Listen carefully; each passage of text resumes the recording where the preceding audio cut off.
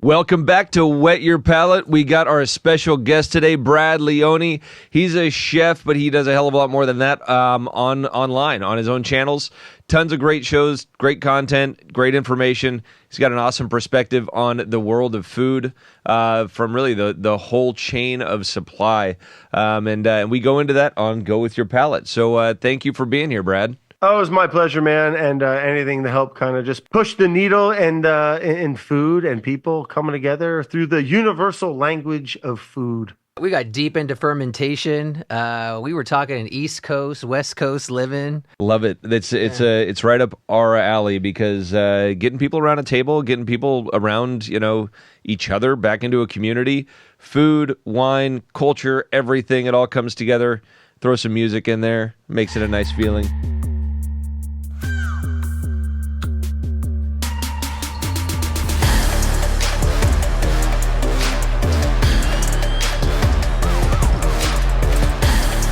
Did you see the pandemic as like a big catalyst to like more of a, just maybe not a catalyst, but a huge ramping up in viewership? People are curious doing stuff at home. For sure, man. It was kind of a little happy accident, weird bubble, I think, for the whole world. I mean, the whole world, for that matter, where everyone was home and watching stuff on TV or watching stuff on YouTube. And I don't know the numbers, but I'm sure if you ask the people at YouTube, there was huge spikes in consumption of content. And for what we were doing with Bon Appetit at the time, and then they made us like shoot it at our houses and stuff. Yeah, I think people, to this day, a lot of people, I think between noodling with Maddie Matheson and pandemic cooking is probably what people talk about the most when they come up to me. Oh man, you got me through the pandemic. You got me through the pandemic watching your cooking. And so I think it was like a nice escape for folks where a lot of that time, maybe a good percentage of the folks wouldn't have maybe been watching. It was a pivotal time for a lot of folks, man, whether becoming content creators or consuming it more or everything changed, right? It was such a wacky I think there's more scrutiny and consideration about where you're getting your products from, and people having kind of like this overarching, I don't trust the government of any country. I want to be a little more self-reliant, and so I think that all kind of goes hand in hand with it. Yeah, I mean, we were talking about gardening before, and like you might want to fact check this, anyone that's listening, but I think they kind of like went away, a lot of the home gardening, when a lot of families started to become 2-income households by necessity. And I think it was like a World War II, maybe after war or before World War II, or I forget when the heck. I remember hearing this somewhere, but it started to fade out when homes became less community oriented and more personal oriented, and money, and both families had to make money just to survive. I don't know, maybe not. That's a good hypothesis, good theory, and I'm sure that's got to be a good contributing factor to it. Yeah, I mean, because and I think there is a resurgence of it now, right? But I think more corely was the complete, and this is probably a lot more of what was causing it, but like I think a lot of it was just like the broken industrialization of our food system since kind of that same time era that I was talking about, where bigger, faster, more. And instead of everyone growing more locally, they could grow 7 million acres of a monocrop and spray it with Roundup, and the whole big ugly story of where we're at in our food system and agriculture now. So I think, becoming everything was cheaper and easier. Why am I going to grow a tomato when I can go buy one for $1 at the supermarket? It's such a pain in the ass. It takes forever. Actually cost me $50 to grow the damn things. Well, because they're better. And I feel like before people could go buy everything, they had to grow more. You had to be more reliant on yourself a little bit. Yeah, that's an excellent point. Yeah, but I think it goes back to your point of like quality. Once people taste the difference, oh yeah, it's absurd. Like, we don't raise cattle, but we'll raise like pigs and whatever. But every year we'll go to the auction and we'll buy a steer from somebody in 4-H, and the quality of that beef is like So good. Oh my God, it's Yeah. like just like lights out compared to what you buy at the store, even at the highest level at the store. Right. And then you get to hear the whole story. That actually, to your point, like what you were doing, you get to walk up to these kids and hear their whole journey of what they did, how they treated it. I mean, if anything, you feel kind of bad slaughtering the animal because this kid loved that animal, but you're like, I you know know. what? It's putting food on the table, and it's helping a kid with their future. So, but yeah, that's definitely agree. Once you get the taste of it, you don't want to go back. No, and I think another major problem is that good food, right? Real food or properly handled and cared for, whether it's an animal or a plant for that, is that it's expensive, right? It's for a lot of people, food's expensive as hell as it is, just going to the supermarket and buying the bullshit, let alone the organic aisle. You know what I mean? Like, what a luxury. And that's why I tell people all the time, if you can, grow something, right? Grow radishes. They're so easy and they're so good, and just like, and again, it's not for everyone. And I'm not saying, have everyone having a little garden is going to save the world, but it ain't going to hurt. Yeah. Yeah, well, I was going to say, too, he was a little late, but, COVID, I know there was the big, going back to fermentation and stuff, but the sourdough, right? There was a big uptick in that, but he just recently got into now this dude's like, you should have your own bread service doing like 18 loaves a week or something. Well, but I know you had great content on that, too. But it's just about like, I mean, we should get into fermentation now at this point because as a winemaker, it's kind of like, and I've made kombucha before, and once you kind of understand yeast or bacterial fermentations, then you're like, okay, I get it. I know how to manage this. I know what these things like to make it grow and blossom and everything. And so I just got into sourdough. My wife does a great job with like doing all her add-ins and shit like that. And then her scoring is beautiful. Mine is just kind of like cut the top. I'm open. so bad at scoring. I still don't know how people sometimes do it, man. Like, people draw a beautiful thing. It looks like a rose petal on it, man. Not mine. I've even tried. I've seen some of your scoring that was a little R-rated. Yeah, I believe it. It happens sometimes. Are you kidding? You know how happy people get when they get a nice, good loaf of homemade sourdough and it's got a penis carved in the head? Yeah, dude. I mean, that's a perfect gift. You let them figure it out. Could be a lot worse. You don't say anything. You give it to them, and then you're like, I didn't look what happened in the oven. Yeah, that's the magic of.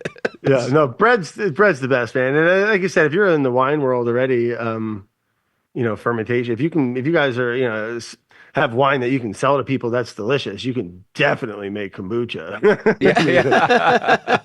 Well, I mean, wine, fermentations and projects like that are, right? It's kind of like, I always say wine, and I'm no winemaker by any freaking means, but like, easy to make, very hard to make well, and consistently, That's a good point. Yeah. Have you made? I can make wine. Have you made wine? I've made wine. You can get drunk on it, but it's not very good. It's a little hot. It's a little bready. Yeah. It's not good wine. It's very pet nat. You don't know, though. You don't know. There might be a market for that. I mean, I can sell it for. Just think about it. There is the spectrum, right? Like, there is a best version of Pruno, right? Like in prison. Where they're taking prune juice and right? Do you know what Pruno is? Sure. You coming out of here straight out of gin pop right now? Just like I'm just saying, good Pruno, man. Fermentation is easy, like if you just let it go, but because he's done time. But it's not gonna be great if it's like hard to make right. Well.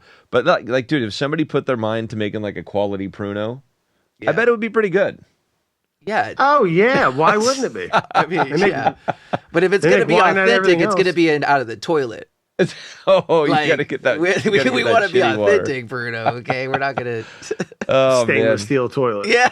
Stainless. There we go. Dude. He's got like stainless steel. So are you working on fermenting anything right now? Because it sounds like you're using it in a culinary sense as well. Yeah, I mean, listen, we're coming into, I get really inspired with fermentation with this seasonality of stuff. Like, I'm not really dying to go make sauerkraut from some cabbage at the supermarket right now. But like I said, I do a lot of gardening. So like when the phases of different produce start to come in, and I have a lot of it, it's really then it really shines. Like peppers or cucumbers. You can make pickles or different kimchis. I really like putting all different types of produce and stuff in it. So like as that starts to happen, I tend to do more projects. I've been on a little bit of a focaccia kick lately. Oh, all right. Oh, no. Yeah. Just in the bread world, the fermentation. It's just so easy and it's so good. And I kind of got it down now. I've been really enjoying it. That's awesome. That's one thing I've not tried yet, but I was just gonna say the same thing. I gotta catch up. You got an episode. Oh, if you're making like boules and like if you're making loaves of bread, you can definitely make focaccia. I've heard focaccia is pretty like it's a great start. Like I mean, again, probably to perfect it, it's going to take effort and dedication and everything. But yeah, I'll have to give it a shot. I'll let you know how it goes. Yeah, I mean it's like wine, right? It's easy to make. I guess a little harder to make really well, but not really. If you have good crumb already and you're baking like really nice structured loaves that have good gluten formation, yeah, you're pretty much set. Just dump it in a square pan. All right. On the side of, you mentioned sauerkraut. On the side of sauerkraut, if you're jumping from one to the next batch, are you utilizing any portion from your previous batch, or are you starting fresh every time? Yeah, I'm a little bit of a back slop guy. Industry term. Yeah, it's like where you take a little bit of, I think they call it back slop, right? Where maybe they use that in beer and wine as well, where you can add a little bit of like it's not mandatory. Yeah. A lot of things are very eager to ferment on their own, especially lacto fermented vegetables. I mean, the yeast and the bacteria, it's everywhere, right? But if you add a little bit of that, it definitely helps kickstart the party. Do you feel like there's a different, like if you're growing all your cabbage, right? Or if you go to an organic market and buy, some other cabbage, do you feel like there's going to be a difference in fermentation dynamics if you don't do that back slopping? So you're saying if I get a cabbage from a farm and a cabbage from my house, are they going to? Yeah, is there going to be? Are they going to ferment different? Yeah. Probably not. I think there'll probably be subtleties, maybe in like the sugar content if it was like different varieties of cabbage. But if it's like an organic farm, we're doing kind of the same stuff. As long as he's not spraying things on it. Yeah. Because, like I said, that what you need for to do a lacto fermentation like sauerkraut, it's everywhere. It's in the air in your kitchen. Are there going to be different nuances from one farm to another? Sure, but I haven't seen. I think once those bacteria really take over in the fermentation process, I'm not sure there are. I think it's just like pretty standard. Yeah. But what you do notice is the eagerness in fermentation. If you go get just a run-of-the-mill cabbage from you name it bad supermarket, yep, opposed to the one from the farmer's market or the one that you grew organically in your back. They don't even look the same. The yeast bloom on the leaves. Everything is just, that will ferment extremely quicker and more active than the one that's picked 7 weeks ago and stored in a warehouse and kicked down the staircase. You know what I mean? And, yeah. Yep.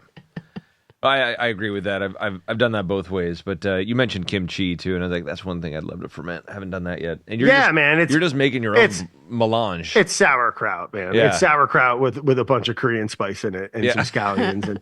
And essentially, there's a lot of, and not to, I'm sure some Korean folks will get mad at me, but like it's more the method and the recipes and the traditions of certain things.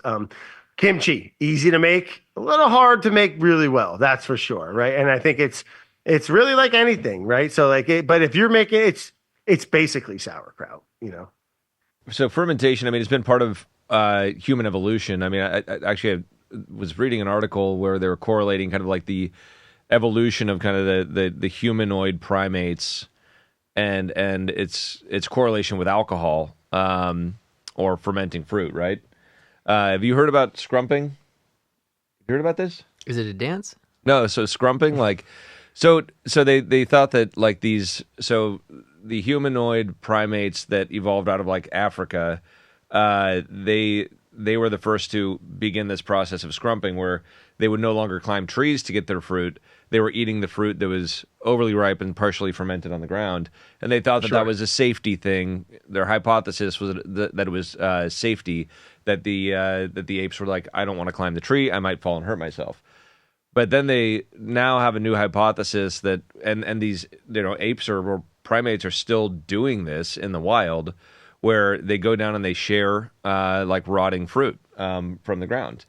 And so the hypothesis now is that natural fermentation on the ground, although it was a small percentage of alcohol that was created, it started to create more of a community and kind of like free-flowing ideas, and just a very different, like, you relax a little bit, you're not so worried about predators, you're kind of just chilling, and it opens up a whole new dimension to where your thinking is. And the hypothesis is that is what really diverted the humanoid primates from the rest of the primates that are out there. It reminds me of where it was like the stoned ape theory, right? Where like they think there was that time where what made the brain jump from because like I'm gonna butcher this, but like where it jumped in size and they can't figure out why or what happened. And there was a theory from I think it was Makin, where primates started eating like psilocybin or certain type of psychoactive things that stimulated this new growth and stimulation in the brain that caused that jump from primate into the humanoid. I don't fucking know. I mean, I think it's got to be a mix of those things, and I wouldn't be surprised because we really don't have any other explanation. Makes sense. But I agree with you with the with what you call scrummaging. Scrumping. I'm sure they did that. And sounds like a 90s dance. That's what I was saying. It sure does. Listen, if you're not worried about there's dirt on it or it looks a little mushy or gross or there was bugs on it, which humanoids or primates certainly probably wouldn't care. In the big picture, it's probably the sweetest fruit. And a happy accident would be some of the probiotic benefits from it starting to lacto ferment and break down on its own. And then you're having contact with the soil and other organisms and that, just that microbiome of being untouched on the ground and different molds and penicillin or whatever the hell is growing on it probably contributed to a lot. That's a great point. Yeah, that wasn't in the article, but I like that hypothesis as an add-on there. That's good. It kind of makes sense. Oh, it really does. I mean, it's especially from even a digestion standpoint and energy for that matter. It's more sugar, more energy, but also the whole biome part. Yeah, I think that's one thing that we really got away from as a society for that matter. I mean, it was just like processed America foods, for sure. Nothing alive. Like that's. I mean, even you go to Europe and like their cheeses are unpasteurized and like you're really like eating something that is alive. And the fact that we still have this like desire to be overly cautious of everything needs to be killed and shelf stable, I just don't buy it. I mean, and now that's why people are like picking up stuff, fermenting at home and making their own stuff because that's where you're going to get it. We've been eating and living like that for a lot longer than we haven't, right? Yeah. Like that's where like with fermentation and just preserving foods, it was all pre-refrigeration. You had to, right? And if you had all this fish or all these vegetables, or you grew 25, 200 cabbages, you had to find a way you had root cellars, or you preserved them and you ate them in the colder months, and like. Yeah, it was a huge part of it. And then probably just due to, like I was talking about before, that industrialization of it, which, not to get all dark on it, but it was all just chewed up for profit, right? People are like, how can we just take more and make more, right? All they do, the entire model, for the most part, for the past, you do the math, 50, 60 years, was just take from the soil, right? Or spray it with fertilizer because we're just doing monoculture of one thing, and it's just such a broken system. And there's a lot of great farms and people and communities that are, help in that paradigm kind of shift back and that pendulum swing back to how things need to be done. Because from what I've learned over the years and talking to people far more connected and smarter in this topic, is that we're kind of screwing it up in a major way to where it's like, it's a bigger problem than like a lot of people realize. I would agree with you, and I don't think we're going to see the media jump on that bandwagon anytime soon. So. No, sir. But I think there's a lot going on there. Yeah, I think the shift in society though is definitely happening, and through all this, this is access to content that we're getting and knowledge. Yeah, to Brad's earlier point, like there's a ton of great information on the internet, right? Like whatever platform, like there's a whole bunch of BS, like mostly BS. But if you're looking for the right things, you're gonna be able to find it, and it just completely negates like the just general news that you see. Like I try to tell anybody who's telling me about the news, I'm like, stop watching the news. You gotta like go build a garden. Yeah. Go build a garden. Go get your hands dirty. Go. Yeah. Well, and I feel like in this day and age now, man, like where it feels like just speaking as a fellow American here, it feels like our country's falling apart. From the inside out. For God's sakes, it's like it's unbelievable how, and I feel like a lot of people are being forced in a good way now to like are fed up with it and want to garden more and start to take a little bit more accountability for the products they're getting and where their food's coming from. And, we just need, we need the people in charge to start helping. Yeah. You start moving that narrative to the front end and you'll start to see, I think, a big change. Well, we don't have enough time to talk about that. Once I'll start ranting about that. We'll be putting the tinfoil hats on real quick. This is going to become a series, dude. Yeah, no shit. Well, back to the fermentation. What's your favorite thing right now to ferment? Like, what are you enjoying? The focaccia has been a really fun journey for the past couple months. I've really been enjoying it. But yeah, I guess I haven't done a big fermentation project in a little bit. I have a couple vinegars going. But that's not really too much. That's a pretty hands-off. You're just letting it rot. Yeah, but like I said, man, like with spring really starting to poke its head out and some of those first things coming, I'll answer your question, even though I'm not doing it yet. Is ramp kimchi that I do like this? It's actually a recipe in that cookbook I did a few years back where I take cabbage and cucumbers and a whole lot of ramps. I don't know if you guys are familiar with ramps. Yeah. Yeah, heck yeah. So, and they ferment. That's like what's one of my favorite things to ferment. It's so delicious. It's so active. Like it'll blow something up if you don't check on it.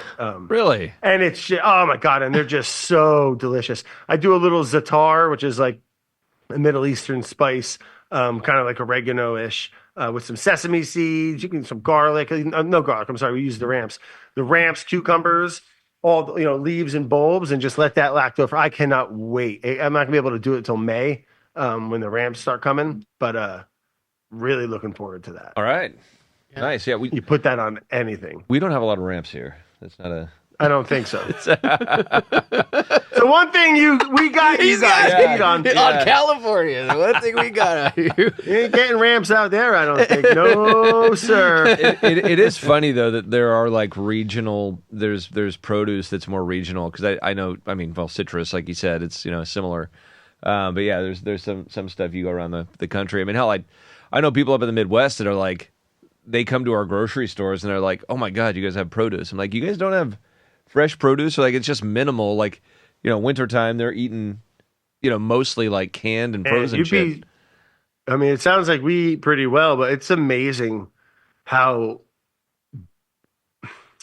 unhealthy a lot of people do eat. Yeah. And like how many food deserts there are in this country where like you go to there ain't options, like some people like, unless you're growing it or know someone or there's some little community, a lot of places, man, you go into the one supermarket and it's, it's hot dogs and white bread, and you're right on, man. That's very surprising to me, but it is so true. And I like how you call it a food desert. That's what it is. It's a thing. I mean, I'm all for a good hot dish every now and then, but I also want to have, the majority of my food to be much, much more wholesome.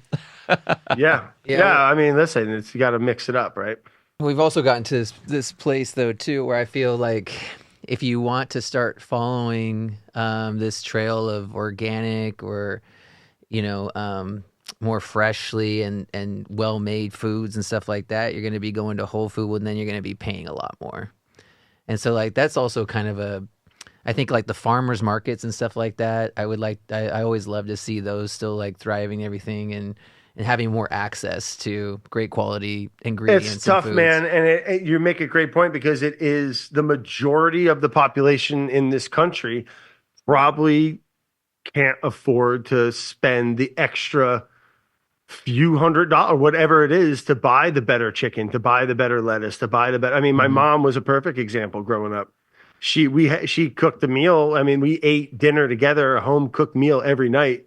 But in hindsight, it was like the buy one, get one free Tyson boneless chicken breast. It was the worst shit. You know what I mean? Yeah. Spam. But she cooked it and she made it. But like that was, you go tell, back then, Mom, maybe you can get the organic Kubota squash from Park. She'd be like, get the fuck away from me. Like it's $17 for a chicken. You are out of your mind. Yeah. And would they love to? Sure. Right. I'm sure most people would love to, but it's just not reality. And not to go down this, end on but it requires more than just, because it's not just people making their own gardens. We need major systematic change to our food system in America. And it's part of why I do the show Local Legends and my podcast Lay It On Me and Making It. Right? I like cooking, but like I could easily never make another YouTube video and be fine about myself. You know what I mean? Like I don't need that to live, but I'm very fortunate and love doing it for a career. And it gets me to learn all this stuff and hopefully help just push the needle in the right direction, man. Because I do believe it's beyond just important. It's crucial. Do you feel like you've got other people in that world that are doing something similar? Because I mean, I'm going to put my perspective on this as well. Like where wine, as you've heard, or alcoholic beverages in general are having a tough time. People are moving to weed or GLP-1s or just abstaining. So that ain't gonna allow. You know who's gonna have a better track record is alcohol than those damn things. Hey, I do the research on those things. It seems like it's fucking people up, man. I completely agree with you. But like just before we jumped into this podcast, I was outside, and my cousin, who's also a winemaker, he happened to drive by, and then Jim McMahon, who's also another winemaker, they were both outside, and so we were talking. We're like, yeah, man, it's crazy what's going on, but we all kind of saw the same thing. It's like the rumors out there, the big companies, the publicly traded companies that got into wine just all for profit in the 90s and the 2000s. The rumors are they're going to be going out. Like they're going to be either minimizing their SKUs or just getting out of the business in general. And to me, that's kind of a hand back over to what it was in like the 80s, where it was family owned, family operated, size-wise, predominantly small to medium, maybe a small handful of large, Gallo would be like a large family owned and operated, although that's gigantic, but they'll still be in it and they still do good things for the industry. But the profit like runners or whatever you want to call it, that are just making bad decisions every quarter to show their shareholders, if they get out of it, I mean that's a positive thing for our industry. And I imagine I would see that. And so I'm thinking like education is a big part of that, right? Where you got to tell the story, and people that are at the end of the day, the consumer, they got to be the ones recognizing the difference between their options. And I feel like we don't have enough voices in wine to be really projecting that as broadly as we need to. So I guess back to my question, do you feel like there's enough of that in the culinary world, the food supply world? I mean, is that something, or are you one of few? Yeah, I think there's a lot of that. I think there's a lot of folks talking about it and a lot of folks doing it, and that's good, right? And there's plenty of folks just covering awesome content, and just more importantly, like showing people how to use it. And I you know how it is, man. Like with the YouTube stuff and how people are consuming information and inspiration content for that matter. There is a page for absolutely everything, right? People are like, you can have a gardening. So it takes everything, right? You need the gardening channels. You need the cooking channel. You need the channel that goes and shows the farmer and how the wine's made and how Tommy and Sally have been making wine this way for the last 75 years. I mean, that's what I love doing. But like, so I think it takes a whole village of, because it's a big topic, right? And I think it takes a whole village of different perspectives and focuses to really move the needle, I think. Because there's a lot of shit. There's a lot of fluff out there. There's a lot of noise and a lot of obnoxiousness. I have 2 young kids, and like, we don't let them really watch YouTube, right? But like, some of this, I'll catch them sometimes, and they know they're not supposed to do it. And it's like and it's not that bad, but it's like the most obnoxious shit. And they get like 7 million views every episode. I'm just like, it's ugh. And again, I'm not trying to like, there's a thing for everybody. I'm not knocking their hustle. Listen, they crack the code and whatever. But like, who you helping with like being a 27-year-old adult making YouTube videos and talking like an idiot and acting like a 13-year-old, like with $1 million, you know? Like, sounds like a pervert. Yeah. Who knows, man? This day and age, Christ almighty, half of them might be. Yeah, exactly. But I mean, it sounds like you're not familiar with it, but then why would you be? But there's creators that are like making a ton of money doing exactly what I just described. Ton of money. That's disturbing. I mean, I've never seen it, but yeah, I mean, I know that I do remember one of my kids watching like the like grown adults like playing dolls, like doing these whole sets. What the fuck are we doing? Right. I know. And no, for sure, man. Like some of the biggest channels. And some of the biggest channels are like other kids watching kids build Legos or unboxing toys. Like, even if I was a kid, like I don't want to fucking watch that. I would have never watched that as a kid. Well, I've seen like the thing where we're like watching more, I think, adults playing video games, but watching them play the games. Yeah, but then also it's more of adult atmosphere, language, and stuff like that. Yeah. Content wise, but I see some of this stuff like local legends. I would imagine there's a lot of blood, sweat, and tears that goes into that from the traveling and hardships and the editing and all of that. I was just curious: is there any like maybe current highlights of like a story that maybe was behind the scenes that didn't get caught on camera, or a perseverance story where something didn't go the way you planned, that comes to mind right now that you could share? Or I'd like to give a little insight to people that are trying to create and overcome. Yeah, I mean, the thing, like, and that's it's crazy because there's no rules, right? When you're doing your own thing, it's not like you're shooting with some network. You can do whatever you want, which is cool. But the thing I struggle with is like the editing is like, and I don't edit. I have a couple editors that I work with that are phenomenal at what they do, but it's the way I shoot too is pretty loose. We have an outline, especially for local legends. There's an outline and a run a show foundation, but it all pretty much is it kind of just you kind of do your own. We kind of just shoot it. It's pretty loosey. I guess what I'm trying to say is there's a lot of stuff that I don't use that gets edited, and I would like to, and a lot of good stuff, and then because I'm not the one who's going through and editing it all. And I bet you I have terabytes of like really good moments that just, of course we couldn't fit 6 hours into a 30-minute video. Right. So there's so much stuff. So I guess a tip, maybe I don't know if this is answering your question at all, but a tip for anyone would be like, learn how to edit and learn how to utilize all your stuff. Right. Like, cause you can, especially nowadays where, so like shorts are important, and I'm a big long format guy, and I'm always going to be a champion of that. And I think the short bubble is going to burst of this low attention 15-second. They're proving it's actually very bad for people's brains, especially kids. So thankfully I've invested in long format. Yes, dude. And so have we, dude.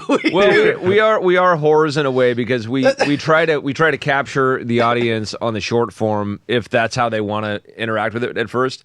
But the intention is to pull them into the long form. And that's where you really get the education and drive. But like, it's like you got to peel it back one layer at a time. Find the viewers where they're at, and then hopefully they learn a bit more deeply about whatever wine we're making, or same thing with learning about what you're doing. So it's a weird world we live in right now.